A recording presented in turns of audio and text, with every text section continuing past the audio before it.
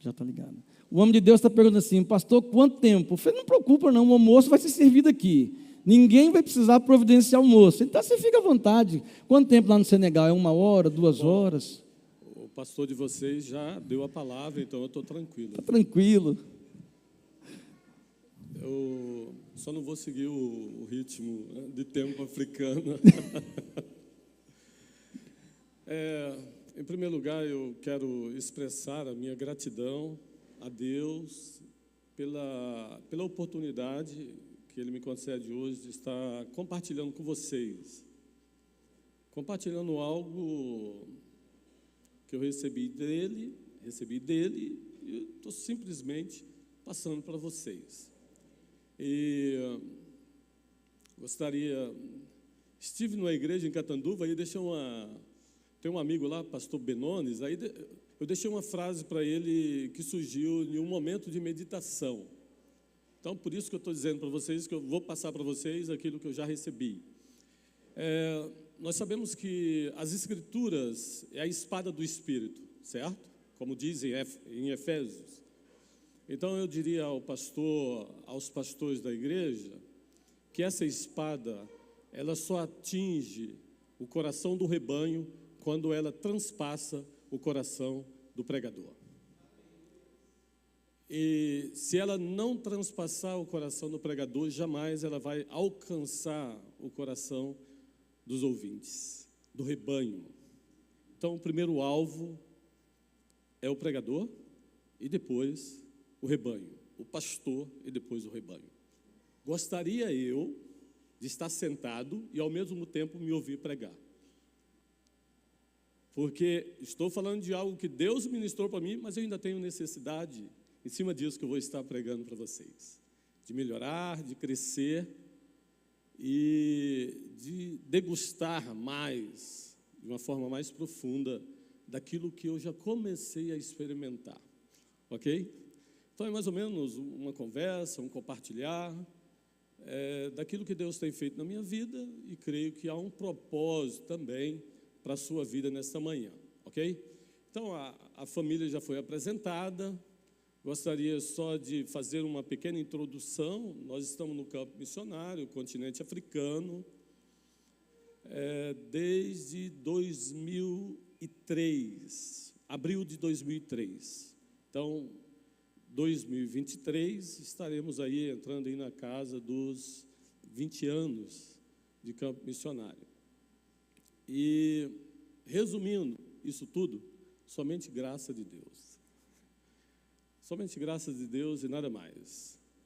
E sempre gosto de desmistificar um pouco essa questão do missionário, dizendo que 20 anos de África não me coloca em um patamar acima de você que está me ouvindo.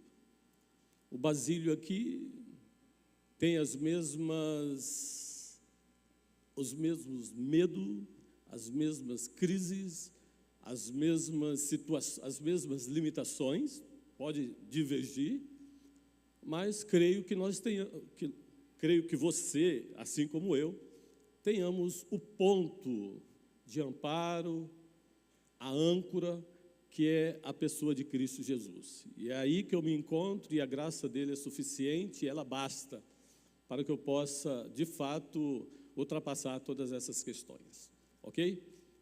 Sem heroísmo, sem pedestal, sem nada, um servo de Deus e a graça de Deus que está comigo, assim como também está com você, e espero que a cada dia possamos reconhecer isso, ok? Então, estamos aí servindo o Senhor lá no Senegal, ano que vem está completando 10 anos, como família, e o objetivo ali é implantação de igreja, e muitos desafios, mas Deus tem concedido a graça. É um país, basicamente, aí 98% muçulmano, contexto muçulmano, um contexto muito hostil ao Evangelho, mas o Senhor tem nos dado oportunidade, Ele mesmo tem criado oportunidade para que possamos compartilhar as boas novas de Cristo Jesus.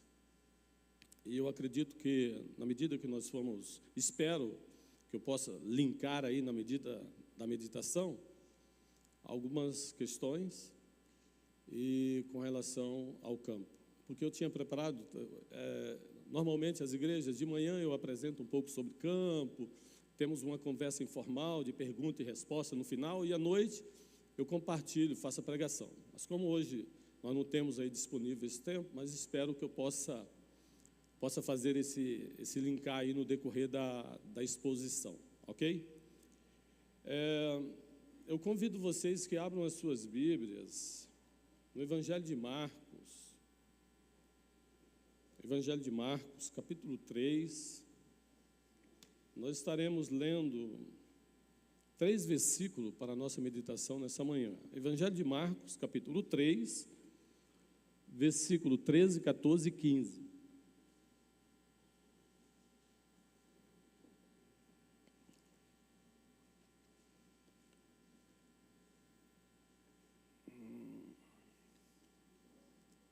Evangelho de Marcos. Está aí a questão do chamado aí dos apóstolos. Capítulo 3, versículo 13, 14 e 15. Estaremos meditando em cima desses 3 versículos. A palavra de Deus nos diz, vamos lá, você pode acompanhar. Depois, subiu ao monte e chamou os que ele mesmo quis, e vieram para junto dele.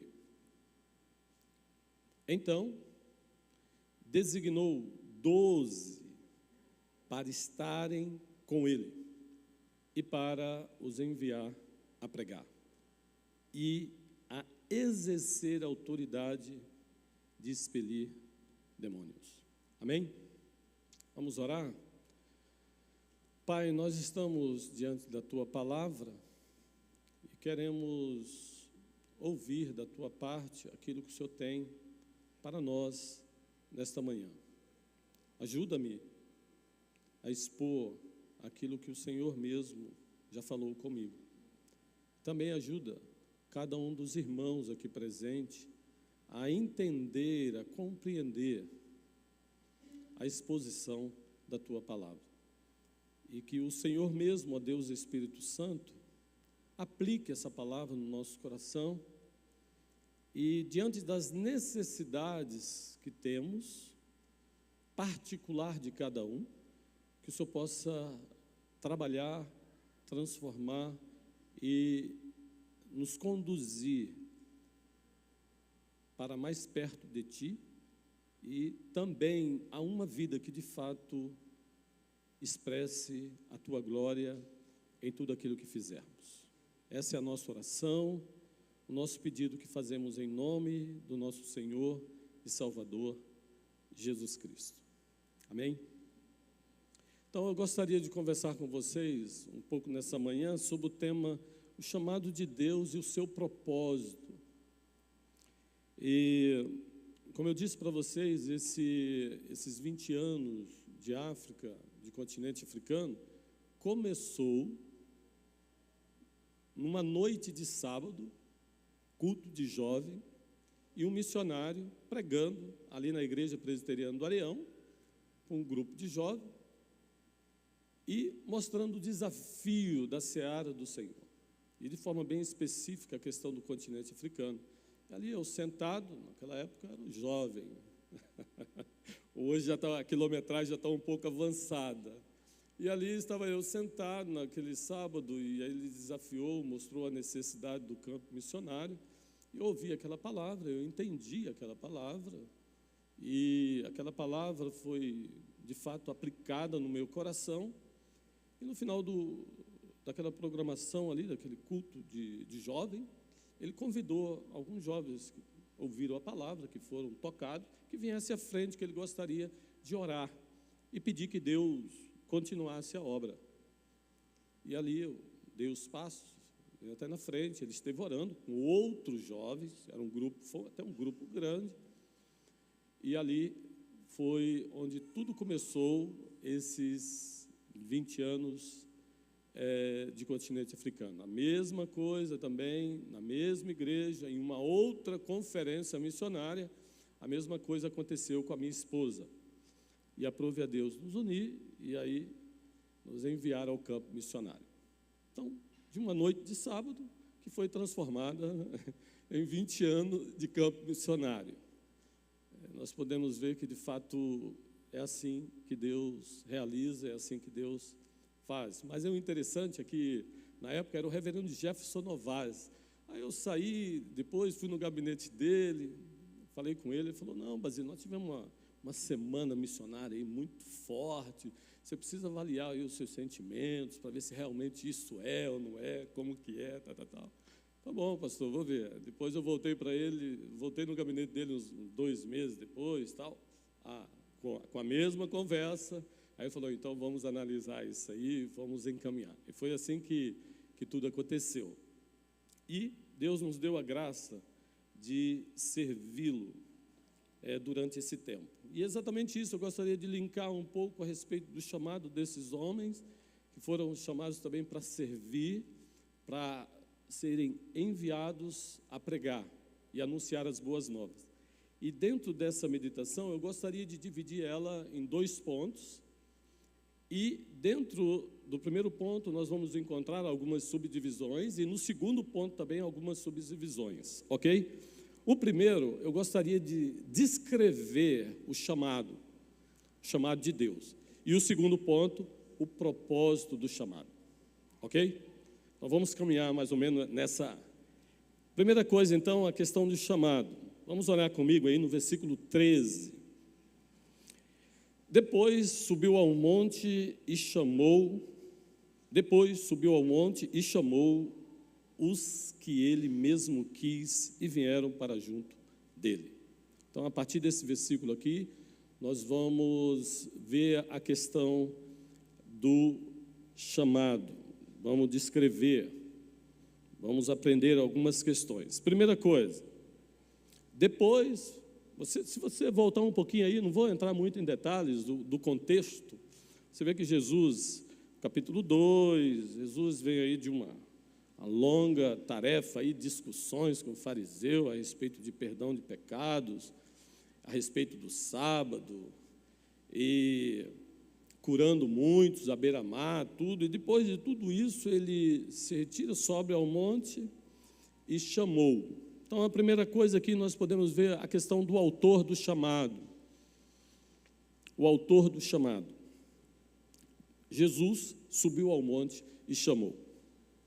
Então, o autor do chamado é Deus, é Ele quem chama, certo? O chamado, a vocação para servir a Deus vem à existência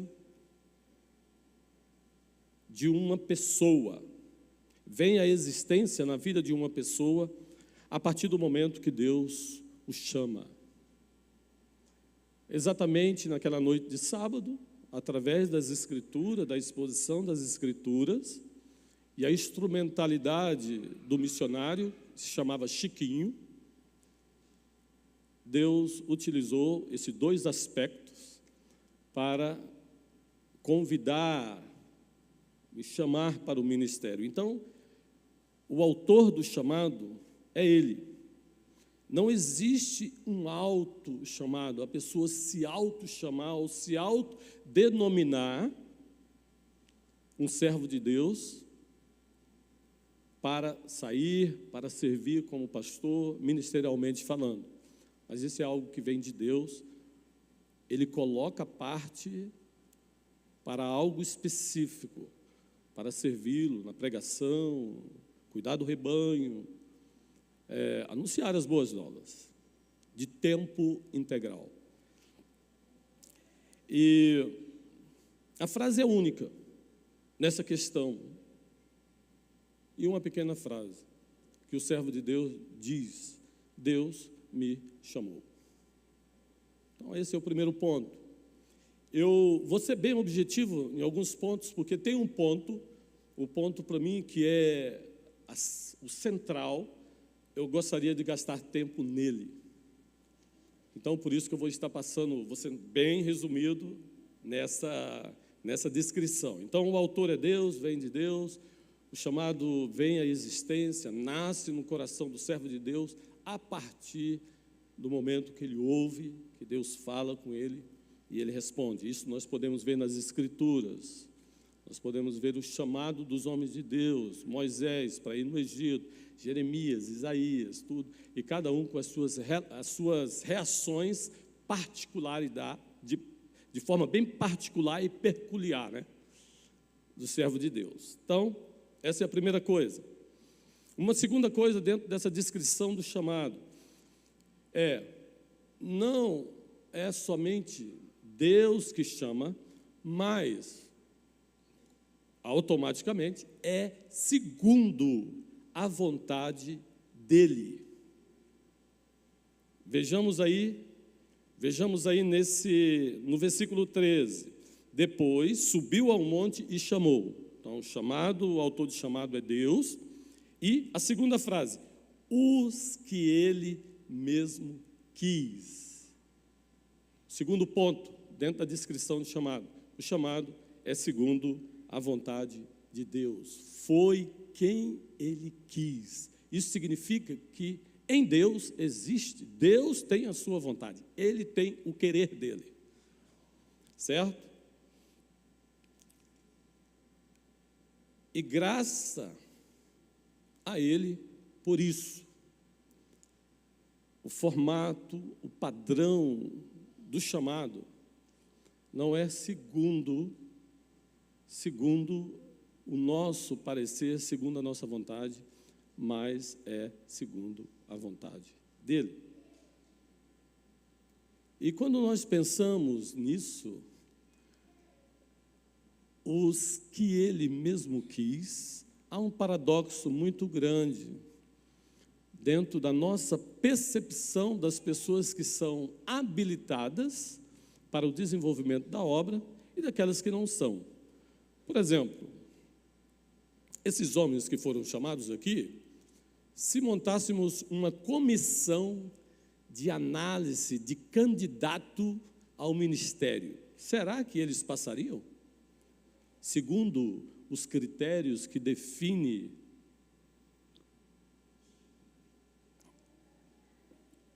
uma pessoa para desenvolver o ministério, pescadores.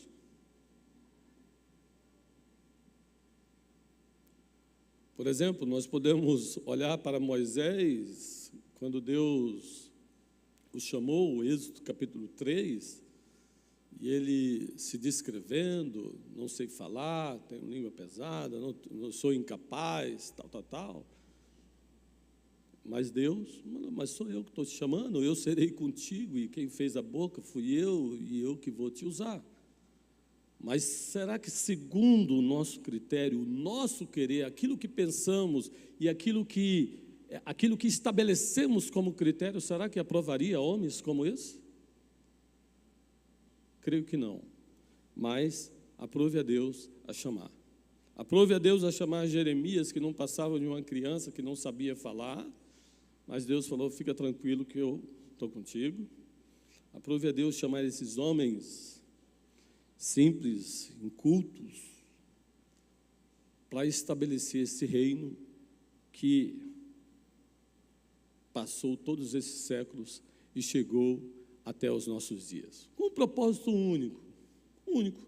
Quem realiza sou eu, a glória é minha, para eles, parabéns, mas a glória é minha. Que vocês saibam disso. Aí vem aquela lista do apóstolo Paulo em 1 Coríntios, né? Chama os fracos para envergonhar os fortes. Chama os incultos para envergonhar os sábios. E aí ele vai fazendo um jogo de palavra, exatamente, e Deus faz isso para que a glória seja somente dele. Ele chama os vasos de barro, Mas dentro desse vaso de barro que o apóstolo Paulo dizia, está a excelência de Cristo. Está a excelência de Cristo. Eu entrei ali e o pastor, como que é o nome do pastor? O que fez a abertura? O Pablo, isso. Aí eu estava passando, aí ele me lembrou do álcool, porque a gente vai entrando assim. Aí eu falei, pô, até coloquei uma máscara dentro da minha Bíblia e tal. Aí ele me disse, não, aqui, algumas pessoas ficam a critério, mas é sem máscara aqui não tem mais máscara. Nós tiramos as máscaras e nós somos realmente... Aí ele já começou a trazer uma aplicação para a vida cristã mesmo, porque na época os fariseus usavam as máscaras da hipocrisia, aquelas coisas todas. Eu falei, muito interessante, e eu vou pregar sem máscara também, eu vou ser o que eu sou. Quando eu entrei, subi para o toalete, subi para o banheiro, eu entrei, falei, Senhor, tem misericórdia de mim, tem que trazer a Tua palavra nessa manhã, me ajude. Quem sou eu? Quem sou eu para estar falando de coisas que não tem como ser mensuradas, de coisas eternas? Me ajude. Não conheço nenhum de vocês, não sei a realidade de vida. Quem sou eu para trazer uma palavra para esse povo? E exatamente é isso, assim como eu me sinto, esses homens. Nada, tirou a graça, não fica nada. É Deus quem realiza, tanto querer como realizar em nós. E tudo vem dEle, é para Ele, e por meio dEle. Nada. Há uns paradoxos muito grandes na questão do cristianismo. O cristianismo, se você quer vida, você tem que morrer. Se você quer ser o primeiro, você tem que ser o último. Se você quer a suficiência de Deus, você tem que ser insuficiente, porque o poder de Deus se aperfeiçoa na fraqueza. Se você quer fazer parte do reino, você tem que se humilhar. Essa questão de humilhar é uma coisa meio complicada, né? Ninguém gosta, não, mas o mestre fez. Veio aqui, deixou a glória toda. Então, no estilo de vida que nós estamos vivendo, na sociedade que nós estamos vivendo, as coisas estão muito na contramão, e essa é a realidade. Essa é a realidade do cristianismo. Você tem que ser forte. Não. Se você for forte, o poder de Deus não vai aperfeiçoar em você. Porque o poder dele se aperfeiçoa na fraqueza. Se você é autossuficiente, desculpe, mas você vai caminhar com a sua autossuficiência. Porque a suficiência dele não virá sobre a sua vida.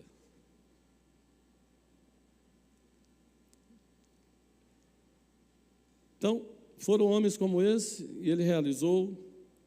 O chamado foi segundo a vontade dele. Ele fez o que fez através da vida desses homens. Ele, de fato, e vocês sabem muito bem, vocês conhecem, as grandes coisas que Deus realizou através da vida desses homens. Então, primeiro, o autor de chamado, Deus. Segundo, o chamado é segundo a vontade dele, segundo o padrão e os critérios dele. E uma terceira coisa agora também, dentro dessa questão do chamado, é que o chamado ele é irresistível. Ele é irresistível. A criatura, ela jamais pode resistir à voz do seu Criador. A criatura jamais pode resistir à voz do seu Criador.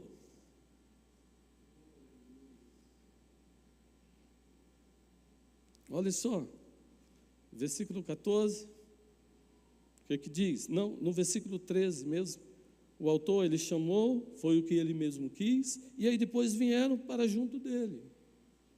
O texto diz, vieram, todos que estavam, você não vê nenhum aspecto de resistência ali.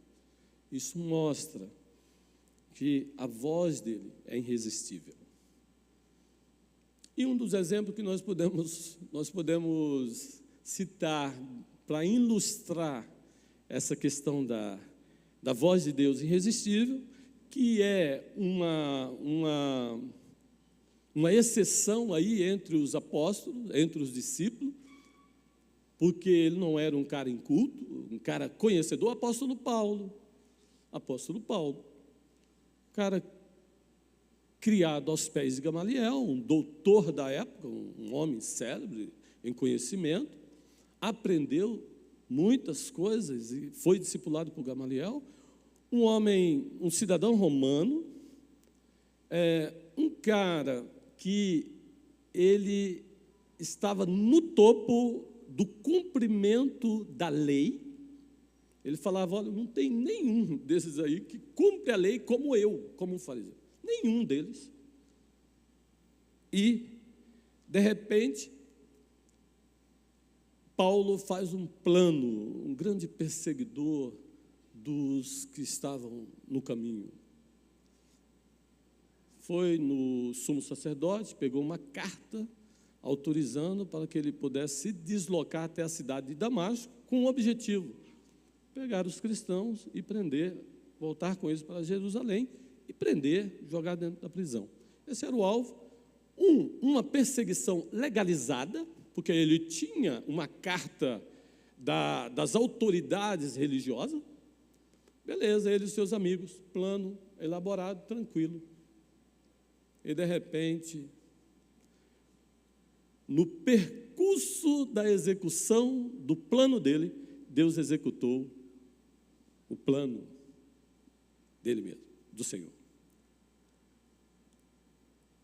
E, de repente, esse homem que estava infrado da soberba do seu próprio conhecimento, do seu próprio reconhecimento, da sua própria capacidade, como podemos dizer, de conhecimento, de oratória, de vida prática, estava totalmente se achando, foi jogado no chão.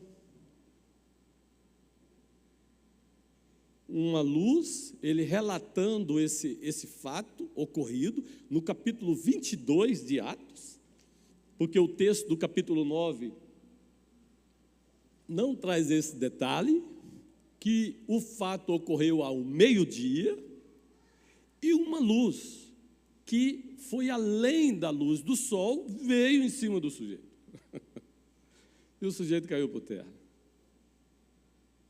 E aí, Saulo, Saulo, Saulo, por que tu me persegues? Senhor, quem és tu? Sou eu, Jesus.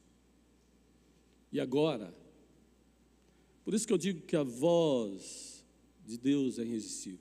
Agora, o que você vai fazer? Você entra na cidade, você vai entrar, as pessoas vão te levar, porque você foi colocado essas escamas aí. Você entra e eu vou estabelecer aquilo que eu tenho para a sua vida.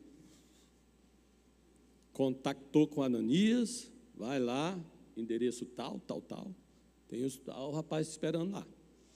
E Paulo orando e tendo essa mesma visão, confirmando assim.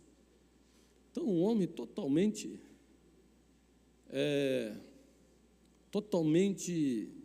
rígido, totalmente radical em tudo aquilo que ele cria.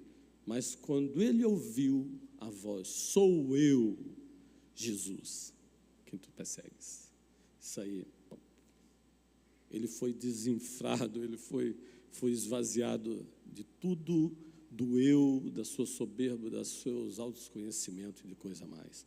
E ali ele foi fazer a vontade do soberano. Esta voz que deu a existência a todas as coisas, essa voz que precedeu a todas as coisas. Quem é tu, ó homens, para discutir comigo, ou para dizer o que eu devo fazer? Sou eu que determino.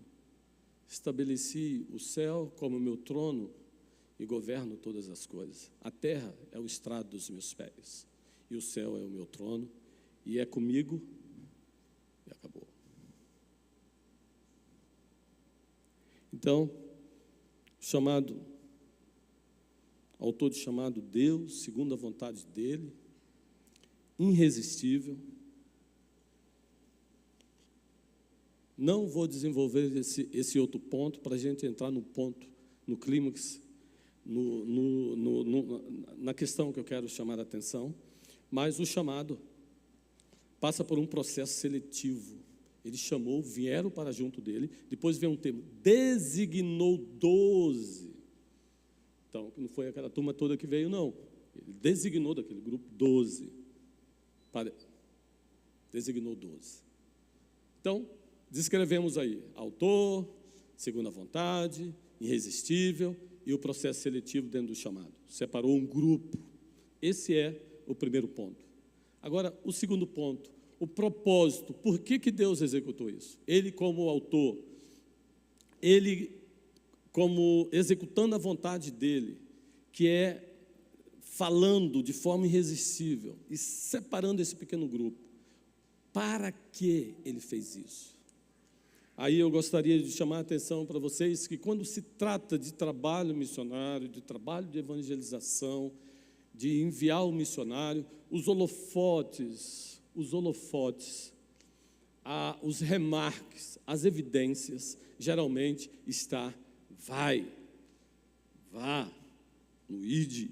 Nós precisamos enviar, nós precisamos mandar um missionário, e a ideia é essa. Há uma ideia de um deslocamento geográfico, ultrapassa culturas, vai para o mundo, vai do outro lado do oceano e tal.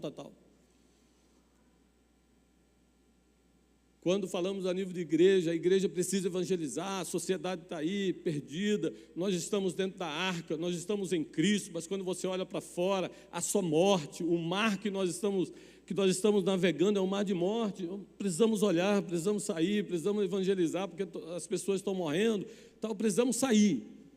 Geralmente essa é a ênfase, mas eu gostaria de corrigir isso hoje.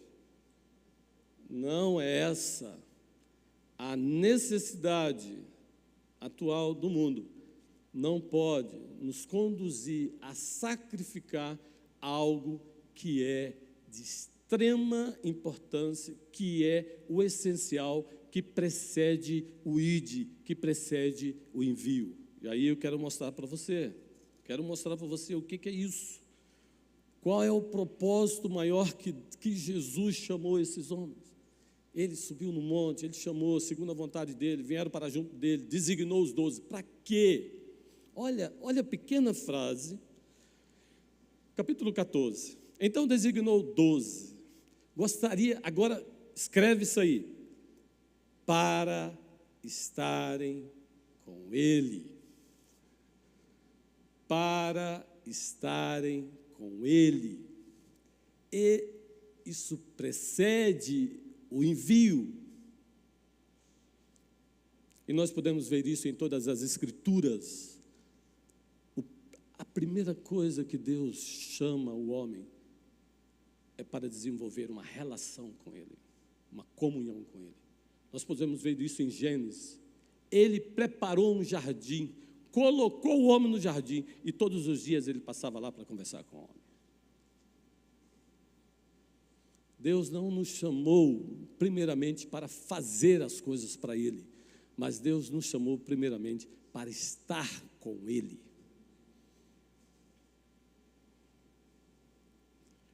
Nós podemos ver sempre o interesse de Deus em estar com o homem.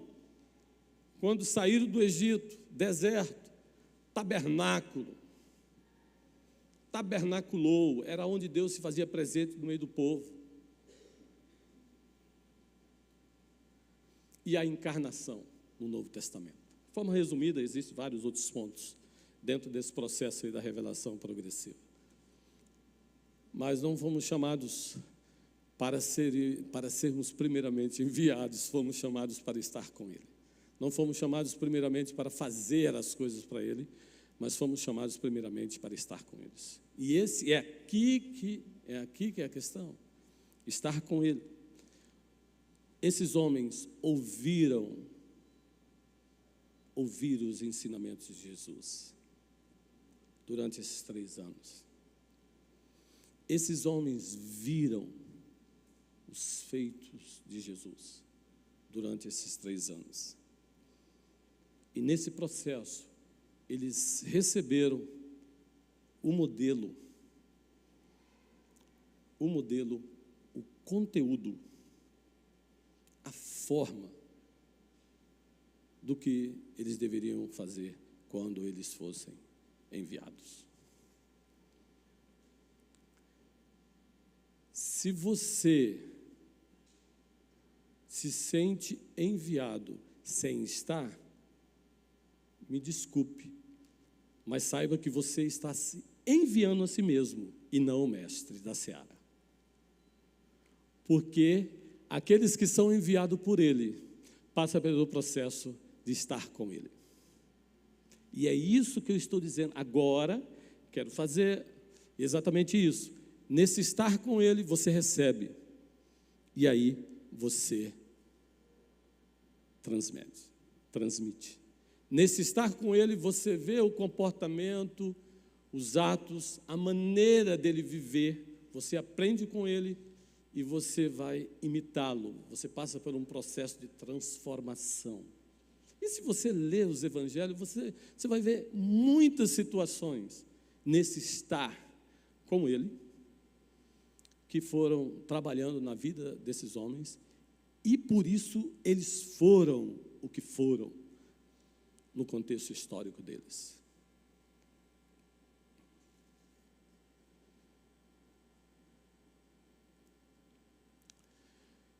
Estou com 15 dias que eu cheguei no Brasil. Estava falando para minha esposa. E falei também para um irmão. Eu não consigo. Eu não tenho ritmo para essa correria. Isso já começou a me levar a uma situação de sacrificar esse momento de estar com ele. E hoje pela manhã, sem máscara, sendo eu o que sou, sem máscara, mas mesmo da manhã, Senhor, não, espera lá, não é por aí. Porque a agenda é questão de médico, e levanta de manhã, aquela coisa. Não, o Senhor já me ensinou, a tua palavra já revelou. E isso, eu já comecei a desenvolver isso, eu não posso sacrificar isso. Tem misericórdia de mim, me ajude. Porque eu só vou ter para oferecer se eu estiver com Ele e receber dEle. Se não, na verdade, é o que eu falei para o pastor Jadson, é o que eu falei para o pastor de Catanduva. A espada tem que transpassar o coração do pregador para atingir o rebanho. Saiba que o método de Cristo, se você está dando algo que você não recebeu dele, eu sei que Deus é poderoso, Ele pode fazer infinitamente mais do que... Eu sei que Ele pode fazer. Mas saiba que isso não é a metodologia e o princípio estabelecido pelas Escrituras. Vejamos. Nesse tempo, esses homens com Jesus receberam a formação, receberam valores, receberam conteúdos contundentes e foram transformados. O pequeno no reino de Deus, quem que é o maior aí e tal, no reino, começou uma discussão, depois que aquela mulher veio pedir lá os 2 lugares, Jesus, eu gostaria que o meu filho sentasse à sua esquerda, outra à sua direita, no teu reino. Aí começou uma discussão ali entre os discípulos, entre os apóstolos, quem que era o maior. E Jesus diz, não, calma lá, espera lá, não é assim não, o meu reino não é assim não. Aqui é o seguinte, o pequeno no reino de Deus é o maior. Ele pegou uma criancinha lá, trouxe, ilustrou, fez uma ilustração, e é isso aqui. Uma outra situação. E, vocês estão vendo? Eu não vim para ser servido, eu sou o mestre, eu sou o Senhor. Esse negócio de ser servido no meu reino, não, você tem que servir, cara. Se você quer ser o bom no reino de Deus, você não vai sentar e falar, vem e me serve. Serve, cara. É isso que Jesus tratava com eles direto. Aprendei de mim. humildade, seja humilde, aprendei de mim, porque eu sou humilde, sou humilde e manso de coração. Deus resiste o soberbo, mas a graça dele é despejada sobre a vida dos humildes. É isso que as Escrituras diz. Pedro, um cara conhecedor, tanto que teve algumas dificuldades para ir na casa de Cornélio, teve que descer o pano lá do céu. Ó, sujeito, você vai, você não, negócio aqui que sou eu que comando isso aqui. Mas, Senhor, mestre, e aí? Quantas vezes nós devemos perdoar? 7 vezes, é o número da perfeição, tudo. Pedro, calma aí, cara. O negócio é 70 vezes 7. E tudo essa dinâmica de formação de valores do reino passou por esse processo de estar com ele. Jesus, no livro de Lucas, capítulo 11, Jesus saiu um pouco para orar. Era um costume do mestre. Ele despedia as multidões, despedia os discípulos, ele ia para lugares, três lugares interessantes. Mateus, Marcos e Lucas falam, ele subia no monte, ou ele procurava lugares desertos, ou ele ia para lugares solitários. Deserto e solitário, Lucas fala, e subiu no monte, Mateus fala. Ele sempre estava em oração. Aí os discípulos viram, Senhor, nos ensine a orar, né? Aí você sabe, tem lá a oração do Pai Nosso, que é um dos ensinos, Jesus mostrando, para que quando eles fossem enviados, eles usassem o recurso da oração, como foi aqui dito na introdução, como um dos instrumentos que Deus utiliza para o cumprimento dos propósitos dele. A resposta. Então, e uma das outras cenas que vai tocar nos intocáveis. Eles estavam vendo tudo isso, leproso, jamais, segundo a lei judaica. Você sabia qual era o estado de um leproso? O leproso era considerado como morto. Andava com as roupas todas sujas. Eu li um artigo uma época que diz que tinha tipo uma sirene, ele tinha que gritar para quando ele estivesse chegando, todo mundo soubesse que era um leproso. Agora você já imaginou aquela cena em Mateus, depois do Sermão do Monte, aquele leproso que chega para Jesus, prostra e fala, se tu queres, Senhor, tu pode me curar. Já imaginou todo mundo olhando, todo mundo afastando do homem, e sentindo aquele odor horrível, e de repente o mestre fala, eu quero, vai lá e toca. E os discípulos observando. Formação. No meu reino, eu priorizo pelo anonimato. Entre no seu quarto, ore em secreto, converse com o seu pai e você vai receber a recompensa. Publicidade, deixa isso. Aplauso dos homens, deixa isso. Entra lá, conversa com o seu pai, é ele que vai te dar. Os seus aplausos, a sua recompensa vem dele, porque os fariseus eram doutores nisso, né? E uma outra coisa, vamos fazer o seguinte, quando você der uma esmola, que a sua mão esquerda não sabe o que a direita está fazendo, mantenha o anonimato, está fazendo jejum, lava o rosto, penteia o cabelo, bonitinho, mostra diante das pessoas que você não está fazendo nada.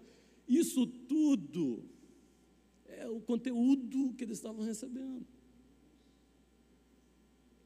De repente, no Getsêmani, estão lá, chegam os soldados, juntamente com Judas, Pedro, sanguíneo, nervoso, tira a espada e vai lá e corta a orelha do soldado romano.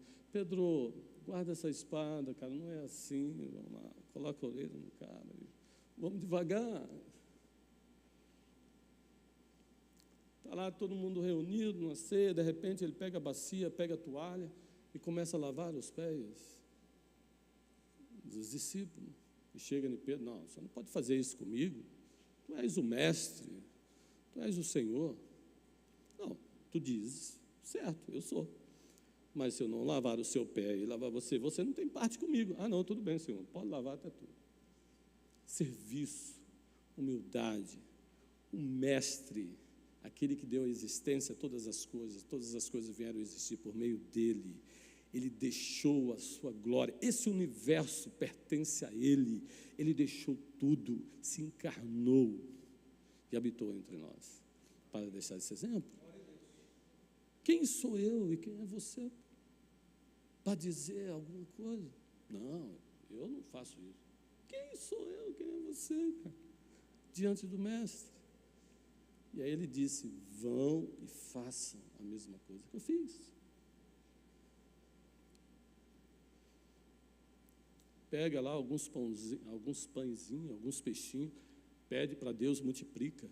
Reconheçam que a providência vem de Deus, dependa deles.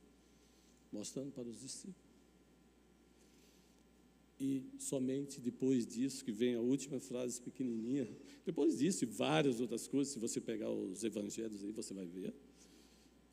Depois, ele chamou, segundo a vontade dele, um chamado irresistível. Depois selecionou alguns, os 12, com o propósito para estar com ele, e depois para os enviar a pregar. Somente depois de estarem com eles, que eles foram enviados. Uma pessoa pode se sentir até enviada sem estar, mas saiba que não foi o Mestre quem enviou. Assim como para esses homens, assim como para mim como missionário, que tenho essa necessidade de estar com Ele, de receber para dar, assim também a igreja. Estar com Cristo, irmãos, não é somente estar no culto dominical ou no culto à noite. Estar com Cristo é estar com Cristo. Vocês entendem muito bem a frase. Não é somente no domingo ou alguma coisa. É importante? É, mas vai muito além disso. E aí, esses homens foram enviados. E aí vocês sabem muito bem o que foi que aconteceu. E de uma forma bem marcante, quando você olha no livro de Atos, Atos dos Apóstolos, nós veremos os grandes feitos que esses homens realizaram. Por quê? Estiveram com Cristo, ouviram, viram, foram transformados e começaram a imitar e a viver a vida do Mestre. Para concluir, para fechar, somente para vocês terem uma ideia a que ponto chegou esse estar na vida desses homens. A que ponto? Olhem só comigo no livro de Atos, capítulo 4, versículo 18 e 20. Livro de Atos, capítulo 4, versículo 18 e 20, somente para a gente, acho que já...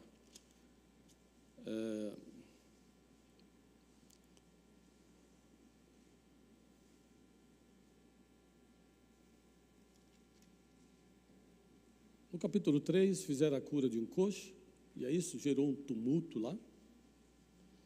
E essa coisa vai até o capítulo 4 aí, começou uma perseguição, tal. E aí no capítulo 4, Pedro e João foram presos, aí depois chamaram ele para conversa com os líderes, tal. Mas aí os líderes da época, os religiosos da época, olhem só o que eles disseram para esse servo de Deus. Olha só o versículo 18. Chamando-os, ordenaram-lhes que absolutamente, hein, não falasse, nem ensinasse em o nome de Jesus. Mas Pedro e João lhe responderam: julgai se é justo diante de Deus ouvir-vos antes a vós outro do que a Deus. Pois nós não podemos deixar de falar das coisas que vimos e ouvimos. Onde eles viram? Onde eles ouviram? Estando com o Mestre. E por isso foram conhecidos esses servos de Deus, as autoridades, dizendo, mas como pode, né? Eles estiveram com ele mesmo, porque olha a forma, a ousadia e a forma que eles se colocam. Estiveram com ele. E foram chamados como homens que estavam colocando o mundo da época de cabeça para baixo. Então, o estar é a centralidade da coisa. Eu vi aqui no início o tema da igreja, né? Uma igreja em crescimento 2022, não é isso? É isso, né, pastor? Isso. O ano do crescimento. Legal. O ano do crescimento. Vocês vão alcançar de fato, assim como a igreja cresceu no livro de Atos. Mas não esqueça de uma coisa. Esteja com Ele. Esteja com Cristo. Não esteja com Ele somente na escola dominical ou no culto à noite. Tenha uma vida devocional, uma vida de relacionamento com Ele. Aí sim. Por quê? Esse é um tema, eu acredito que o pastor Jados pensou na igreja de Atos, tal. Eles estavam sempre com Cristo, perseveravam na oração, no conhecimento da doutrina, na comunhão, no partir do pão. Então, o segredo da vida cristã é isso aí. O evangelho é simples, é objetivo, não tem nada complicado. O complicado é viver. A nível de compreensão, não. O complicado é viver e colocar em prática aquilo que o Mestre nos ensina. Mas se Ele traz para nós, Ele deseja isso e Ele vai nos habilitar a viver isso, para a glória dEle. Amém?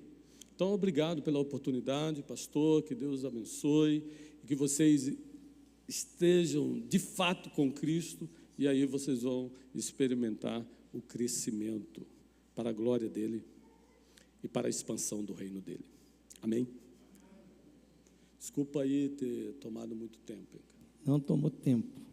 Quero te convidar para ter o privilégio de vir comigo à mesa e pensar nisso que o Senhor Jesus ensinou a todos quantos, vem cá, pastor, depois, estiveram com Ele.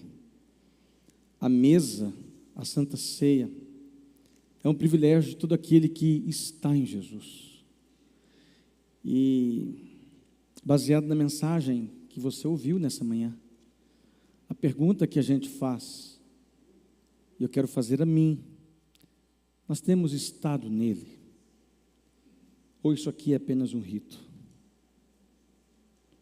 Porque quando a gente come do pão e bebe do cálice, a gente está relembrando e rememorando o momento em que Jesus, com esses 12 e com tantos outros, se assentaram à mesa e disseram: isto é o meu corpo, que é oferecido, que é dado em favor de vós. Quando ele pega o cálice, ele diz: este cálice é o sangue da nova aliança. Bebei dele, vós todos, parafraseando, que estáis em mim. Porque se a gente não estiver nele, se a nossa vida não for centrada em Cristo, se o Evangelho não fizer sentido para cada um de nós, tudo isso aqui perde o sentido, perde o significado. É por isso que Paulo, quando orienta a igreja que estava em Corinto, uma bagunça danada, Paulo vai dizer: escuta, vocês não estão entendendo, a gente precisa estar em Jesus, e estar nele é não apenas dizer e professar, mas como o Senhor disse, pode falar no microfone. É interessante é que ele diz o seguinte: aquilo que eu estou dando para vocês aqui, eu recebi. É isso que eu estou dizendo aqui, verso 23.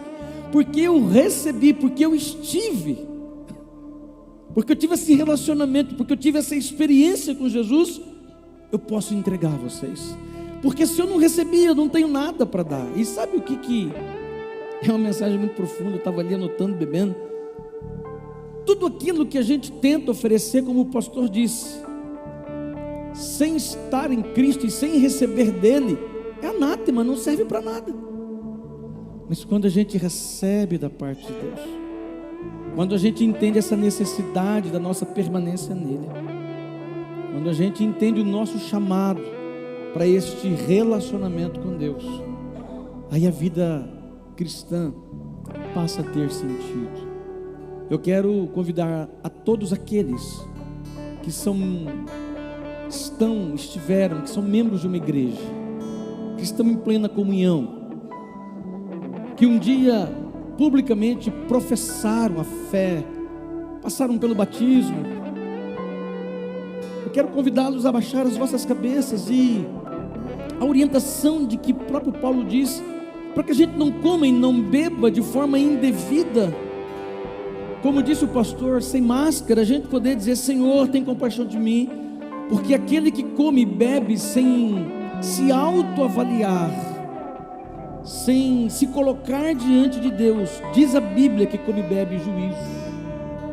Por isso eu quero convidá-los, primeiramente sentado como você está, abaixar sua cabeça e dizer: Senhor, tenha misericórdias da minha vida. Confessa o Senhor. Fala: Senhor, perdoe os meus pecados, Pai. Santifica-me pela Tua palavra, que é a verdade. Oh Deus, tem misericórdia de mim, porque eu sou pecador, eu sou pecadora.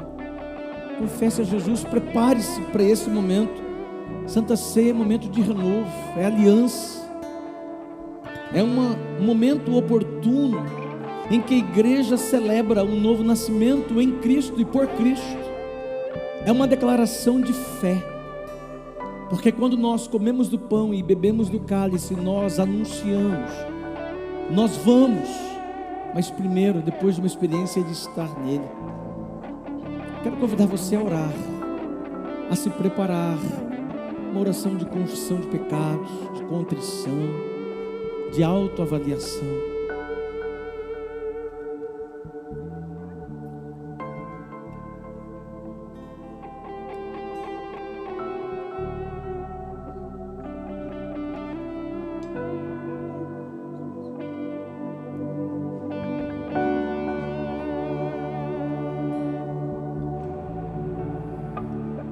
Digno Cordeiro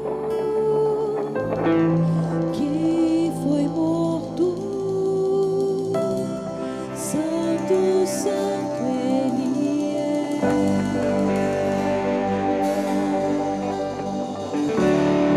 Um novo cântico ao que se assenta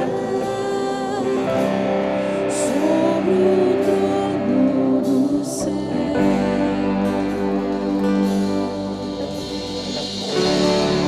Digno é o Cordeiro que foi morto,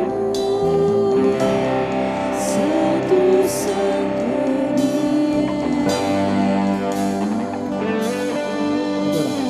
é.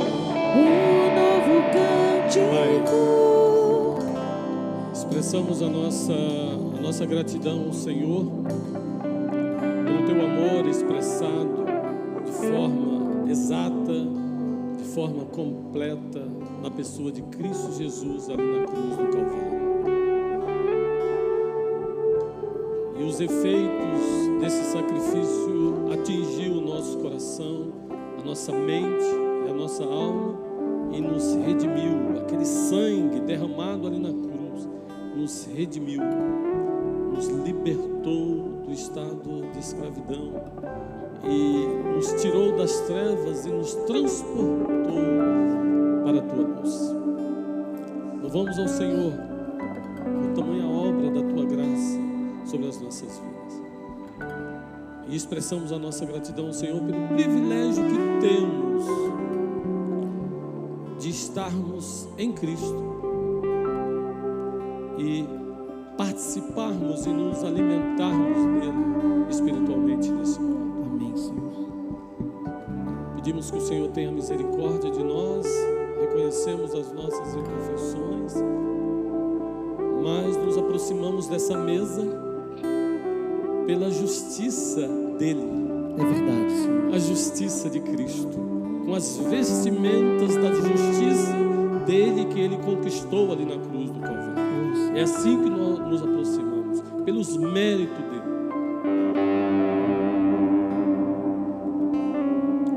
Em nome dele é que oramos. Abençoe esses elementos e que de fato, ó Pai, seja um alimento espiritual para as nossas vidas e possa trazer o refrigério, a alegria vindo do teu trono de graça. Aqueles que de fato estão desanimados, estão tristes, que ao participarem, ao beberem do cálice e comerem do pão, se sintam renovados pela pessoa de Cristo Jesus. Amém, Senhor. Amém, Senhor. Amém. Você que vai participar, fique em pé. Quero chamar o pastor Pablo a nos ajudar aqui na distribuição dos elementos, juntamente com o nosso irmão Ronai.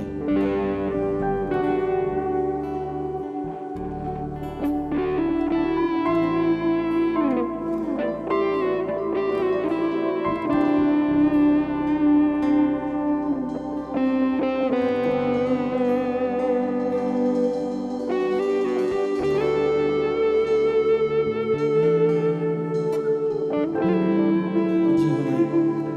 Pode distribuir.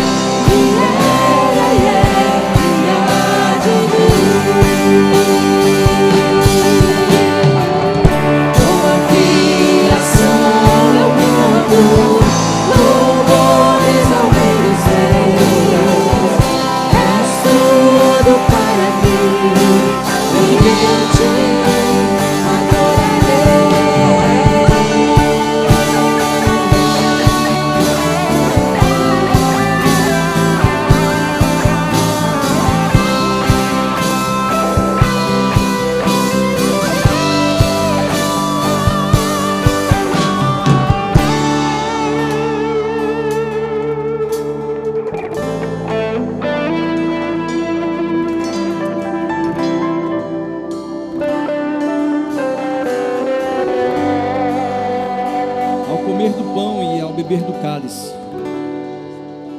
nós estaremos renovando a nossa aliança com Deus. Nós estaremos declarando voluntariamente que somos um com Ele. A nossa união mística com Cristo. E pela palavra que recebemos nesta manhã, quero encorajá-los a comer do pão e ao beber do cálice, dizendo: porque eu recebi do Senhor Jesus o que também lhes entreguei, que o Senhor Jesus, na noite em que foi traído, tomou o pão, tendo dado graças, o partiu e disse: este é o meu corpo que é dado em favor de vós.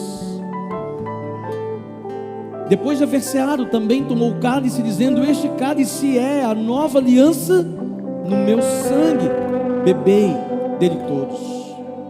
É muito interessante, amados, porque é um chamado irresistível, é um chamado à graça, é um chamado à permanência, é um chamado à nossa união com Cristo.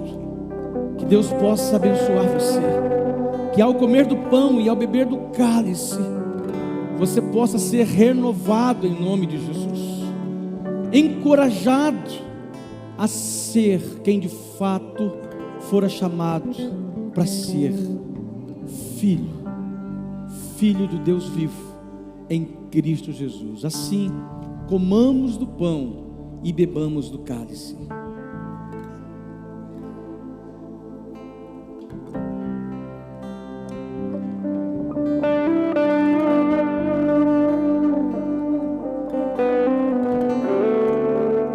Maravilhado,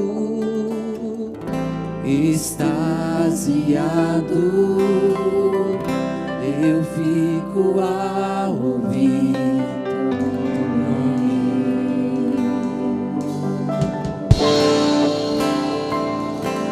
Obrigado, Senhor, por tua graça, Pai. Maravilhado nós estamos, ó Deus, pela obra da graça salvadora, operada em nós por Cristo Jesus, teu Filho. Maravilhados estamos e nos sentimos quando em Cristo somos justificados, atraídos, chamados a ser. Ajuda-nos, Pai. Encoraja-nos, ó Deus, e aplica em nós essa palavra, de maneira que sejamos, de maneira, ó Deus, que possamos desenvolver um relacionamento vivo e real contigo. Obrigado pelo privilégio de sermos participantes da mesa do Senhor, por este rico privilégio da comunhão que temos. Obrigado pela vida do reverendo Basílio, pastor querido e amado, por sua família, pelo seu chamado, pelo seu ministério. Obrigado por tê-lo conosco nesta manhã, Senhor. Pedimos que o Senhor o abençoe, que o Senhor o renove, que o Senhor o revista do alto, Pai, e que o Senhor continue a instrumentalizar e abençoar a vida do pastor Basílio, a sua esposa e filhos. Que o Senhor o guarde, o livre de todo mal, e assim também seja com cada um de nós. Nós oramos declarando a nossa gratidão ao Senhor, proclamando que o Senhor é a razão da nossa existência. És o nosso Deus e Pai. Obrigado, Senhor. Bendito seja o teu santo nome. Nós oramos assim, Senhor, com gratidão, em nome de Jesus.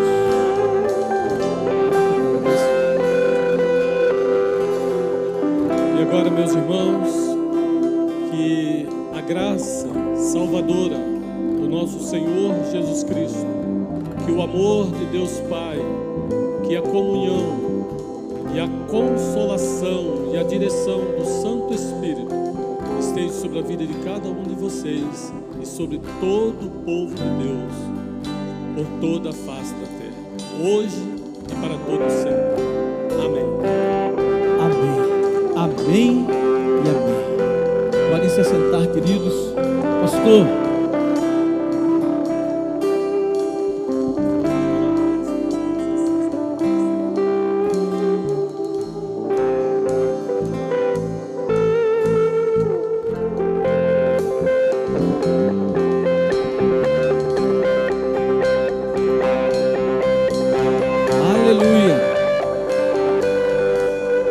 obrigado.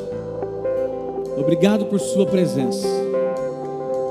Depois, se você puder, dê um abraço, pastor Basílio, sua família, em todos os nossos visitantes. Rosalvo, obrigado. E na pessoa do Rosalvo, eu cumprimento todos os nossos visitantes.